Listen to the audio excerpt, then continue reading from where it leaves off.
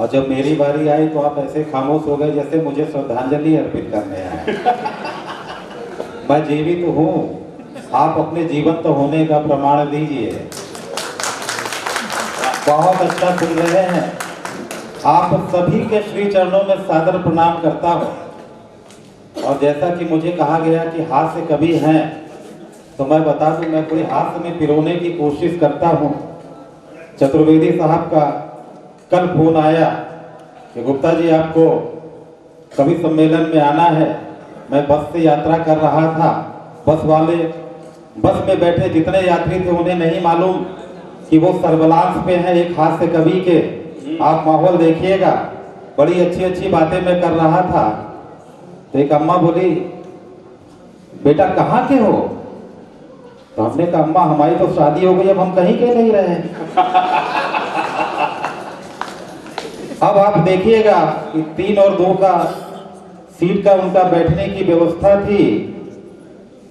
मैं बैठा था, मेरे बगल में एक मेरे सहयात्री पुरुष बैठे थे और उनके बगल में एक सहयात्री महिला बैठी थी। आप आनंद लीजिएगा। नारी को नारी शक्ति कहा जाता है और पुरुषों को सहन शक्ति कहा जाता है। क्यों कहा जाता है, आप इस उदाहरण के माध्यम से देखें, आपको अच्छा लगेगा। अगर मान लीजिए जो मैडम बैठी थी, बगल वाले यात्री के कंधे पे वो सर रख दे तो कोई फर्क नहीं पड़ता, लेकिन अगर पुरुष यात्री महिला सहयात्री के कंधे पे सर रख दे तो कुछ भी हो सकता है। कुछ भी यानी कुछ भी हो सकता है, FIR भी हो सकती है। लेकिन साहब मैं तो दाद दूंगा उस पुरुष सहयात्री की कि उसे सिवनी उतरना था, रास्ते में मैडम को नींद आ गई, उसने अपना कंधा गिरवी रख दिया, मैं सिवनी में उतर गया और वो उसे जबलपुर छोड़ के गया। वाह, ये होती है सहनशीलता जो सिर्फ पुरुषों में पाई जाती है। मैं तो बताऊं साहब, यहाँ नारी शक्ति की बात चल रही थी, मैं भी बड़ा बेटियों का सम्मान करता हूँ, खास तौर से अपने ससुर की बेटी का तो विशेष सम्मान करता हूँ। वाह। मेरी पत्नी अपने मायके से एक कुत्ते का पिल्ला लेकर आई और उसे वो कुछ सिखा रही है, सेकंड करो, ये करो। तो मैंने कहा रहने दो, तुमसे नहीं होगा। तो बोले चुप करो। बोले ये देखो बेटा, तुम्हारे पापा के साढ़ू भाई हैं। तो बच्चों ने पूछा मम्मी साढ़ू भाई की क्या परिभाषा होती है? इतने में मैं आ गया। मैंने कहा बेटा मैं बताता हूँ, आपको अच्छी लगे तो बात यहाँ तक पहुँचाइएगा कि मैंने अपने बेटों को बताया कि जब 2 अपरिचित व्यक्ति एक ही कंपनी द्वारा ठगे जाते हैं। मेरी बात पहुँच गई आप तक। मैंने बच्चों को बताया, ये सब हास्य की बातें हैं। मैं अपने बेटों को, मेरे 2 बेटे हैं, वो केंद्रीय विद्यालय में पढ़ते, जैसे यहाँ विद्यालय है। मैं गया प्रिंसिपल के पास, मैंने कहा साहब मेरे बच्चों का क्या भविष्य है? बोले यार गुप्ता जी तुम्हारे बच्चों का भविष्य बड़ा उज्जवल है। मैंने कहा आखिर ये बनेंगे क्या? तो उन्होंने बताया प्रिंसिपल साहब ने, तुम्हारा बड़ा बेटा डॉक्टर बनेगा। मैंने कहा वाह साहब। मैंने छोटा? तो बोला वो कंपाउंडर बनेगा। मैंने कहा ये क्यों साहब? तो बोले बड़े वाले की हैंडराइटिंग बहुत पुअर, वेरी पुअर, छोटा उसे पढ़ लेता। वाह। इसी तरह से मेरे दोनों बेटे 10वीं 12वीं की परीक्षा पास करके मैंने सोचा कॉलेज में इंजीनियरिंग में एडमिशन कराऊं। इंजीनियरिंग कॉलेज में जैसे ही मैं गया, गेट पे चौकीदार खड़ा था। मैंने बोला भैया ये बताओ ये कॉलेज है कैसा? अरे बोले साहब आप तो आंख मूंद के यहाँ पे अपने बच्चे का एडमिशन करा दो, मैंने भी यहीं से किया है। बहुत शानदार। ये होता है हास्य, कोई चुटकुलों की बात नहीं होती। मैं कोई हास्य कवि नहीं हूँ। आइए अब मैं अपनी औकात पे आता हूँ और चंद मिसरे आपको सुनाता हूँ। स्वागत। चंद अशार साहब देखिए। एहसास भैया अभी तक किसकी औकात पे थे? अब जैसा कि मैं आपको बताऊं कि आज मुझे बड़ा घमंड हो रहा है कि मैं करिया नहीं हूँ। प्रमिला जी ने अपने आप को जब कह दिया कि मैं सांवली हूँ, तो भगवान कसम मुझे गोरे होने की फीलिंग हो रही है। मैं तो गोरा हो गया हूँ। घर जाके अपनी पत्नी को भी कहूंगा कि देखो सिवनी में क्या कमाल हो गया, काला हो के आया था और गोरा बन गया। बहरहाल अच्छा सुन रहे हैं, अपने लिए एक बार जोरदार तालियां बजा दे यार। चंद मिसरे आपको देना चाहता हूं कि सच्चाइयों से दूर बहुत जिंदगी हुई, सच्चाइयों से दूर बहुत जिंदगी हुई, अब बैठती है तितलियां कागज के फूल पर। आहा, आहा। और मुझको पता नहीं था कि इंसान मर गया, मुझको पता नहीं था कि इंसान मर गया, ये बात तेरे शहर में आकर पता चली। आपके शहर की बात नहीं कर रहा हूं मैं, किसी और के शहर की बात कर रहा हूं। आइए, मैं एहसास हूं, चार मिसरे आप देखे एहसास स्वागत स्वागत स्वागत। कि मैं तो दरिया हूं बहता रहता हूं, मैं तो दरिया हूं बहता रहता हूं, दर्द सहता हूं गजल कहता हूं, और पूछते हैं आप क्या पता मुझसे, अरे मैं हूं एहसास दिल में रहता हूं, मैं तो दरिया हूं बहता रहता हूं, मैं तो दरिया हूं बहता रहता हूं। और मित्रों, एहसास यूं ही नहीं होता, कविताओं के लिए जीना होता है। एहसास किस तरह से बना, चार मिसरे आपकी खिदमत में रखता हूं। कि फाका भी किया मैंने पहने हैं फटे कपड़े, फाका भी किया मैंने पहने हैं फटे कपड़े, हर हाल में मैं यारों मगर फिर भी मुस्कुराया, और दे दे के लहू पाला गीतों को अपनी मैंने, तब सामने मैं आपके एहसास बन के आया, तब सामने मैं आपके एहसास बन के आया। और गीतों की बात चलती है तो मुझे चार मिसरे मुझे मेरे याद आते हैं कि दर्द शब्दों में जब पिरोता है, दर्द शब्दों में जब पिरोता है, और कलम खून में डुबोता है, सैकड़ों गम नसीब होते हैं, तब कहीं एक गीत होता है। वाह। दर्द शब्दों में जब पिरोता है। और आपके शहर के लिए चार मिसरे और देना चाहता हूं कि हम जी रहे थे यारों बेयास बेसहारे।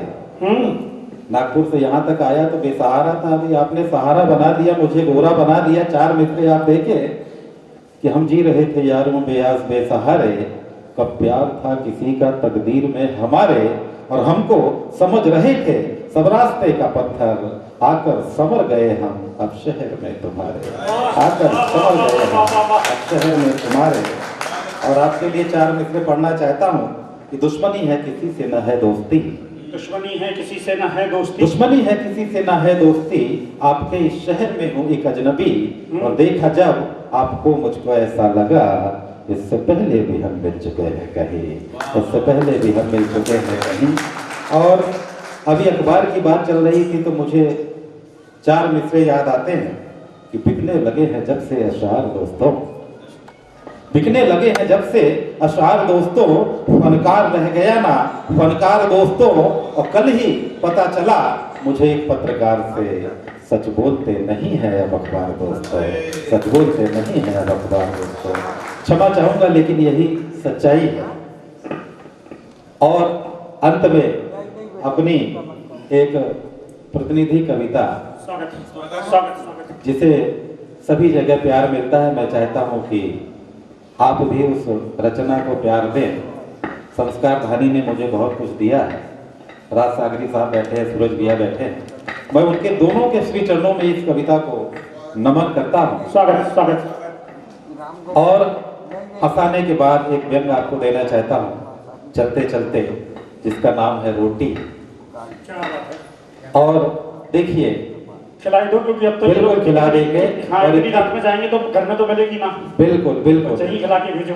और मुझे पूरा भरोसा है कि आप इस रोटी को रोते रोते खाएंगे। आहा, जो उसमें मर्म है आप देखिएगा, इस रोटी में माँ का मर्म छुपा है साहब। और माँ तो माँ होती है, चाहे वो किसी की माँ हो, आपकी हो, मेरी हो या किसी की हो। बात उन दिनों की है जब मैं कॉलेज जाया करता था साइकिल से, और जब मैं देखता था कि सड़क के किनारे एक भिखारन अपने गोद में एक बच्चे को, छोटे बच्चे को, अपने बच्चे को लेकर बैठी रहती थी, भीख मांगती थी, और जब बच्चे को भूख लगती थी तो बच्चा रोता था, लेकिन माँ के पास कुछ नहीं होता था। बच्चे को माँ झापड़ मार देती थी, बच्चा सिसक सिसक के माँ की गोद में रोते रोते सो जाता था। लेकिन जब ये कभी वहां से गुजरता था तो अंदर बहुत दर्द होती थी, दर्द होता था, पीड़ा होती थी, संत्रास होता था। चार मिसरे उस माँ के दर्द को पिरोने की कोशिश की है, और उसी समय इस रोटी कविता का जन्म हुआ। चार मिसरे देखिएगा, आपके दिल को छुए तो आशीर्वाद मुझ तक आएगा कि वक्त रोके से नहीं रुकता गुजर जाएगा। माँ का दर्द क्या कहता है देखिएगा कि वक्त रोके से नहीं रुकता गुजर जाएगा, वक्त का तीर मेरे दिल में उतर जाएगा, और अपना जूठन ही मेरे बच्चे को दे दो लोगों, वरना फुटपाथ पे वो भूख से मर जाएगा। वक्त रोके से नहीं रुकता गुजर जाएगा, वक्त रोके से नहीं रुकता गुजर जाएगा। अब आप इस रोटी कविता का आनंद लीजिए कि रोटियां रोटियां रोटियां। भाई साहब थोड़ा सुन लेंगे यहाँ पे तो अच्छा लगेगा। सर सिर्फ 2 मिनट, फिर आप चले जाइएगा। मालूम है उनसे आज आप कुछ नहीं कहो, क्योंकि सिर्फ 2 शाम को आपने जो रोटी खाई वो मिनट, मैं आपको ये कविता सुनाने आया हूँ सर। सिर्फ 2 मिनट। जो शाम को अपने रोटी खाई है वो नहीं कहो। बिल्कुल बिल्कुल बिल्कुल, और वही रोटी मैं वापस करना चाहता हूँ। स्वागत। आप एक बार तालियां बजा के मेरा मन बना दे। स्वागत। बड़े प्यार से आपने सुना है। मैं आपके श्री चरणों में प्रणाम करता हूँ और अपनी कविता पेश करता हूँ कि रोटियां रोटियां रोटियां, आंसू में घुली चीखें दम तोड़ रही थी माँ के कानों में। रात का सन्नाटा और बढ़ावा दे रहा था, गोया अबला की इज्जत की मनादी कर रहा था। तभी तमाचे की आवाज से रात गाल सहलाने लगी, बच्चे की चीखें अब औरों को जगाने लगी। हृदय में मातृत्व और नारीत्व का युद्ध हो रहा था, इन्हें सबसे अनभिज्ञ बच्चा क्रुद्ध हो रहा था।